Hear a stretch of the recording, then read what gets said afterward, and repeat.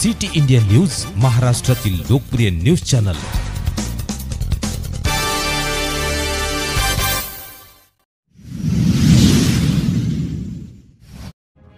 बर्दापूर येथे मुरुम माफियांचा धुमाकूळ, प्रशासनाचे दुर्लक्ष। अंबाजोगाई तालुक्यातील बर्दापूर येथे मुरुम माफियांकडून मोठ्या प्रमाणावर अवैध उत्खनन सुरू असून प्रशासनाचे या प्रकरणाकडे जाणून बुजून दुर्लक्ष होत असल्याचा आरोप गावकऱ्यांनी केला आहे। गावकऱ्यांच्या म्हणण्यानुसार तहसीलदार आणि तलाठी यांच्या आशीर्वादाने हे माफिया खुलेआम मुरुम उपसा करत आहेत।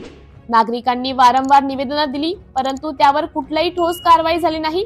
विशेष म्हणजे जेसीबीच्या माध्यमातून मुरुम काढला जात असताना गावकऱ्यांनी तलाट्यांना फोन केला असता त्यांनी थेट जेसीबी चालकाची बाजू घेतली आणि मुरुम उपसा थांबवण्याऐवजी तो दुसऱ्या दिवशी काढण्याचा सल्ला दिला, असा गंभीर आरोप होत आहे।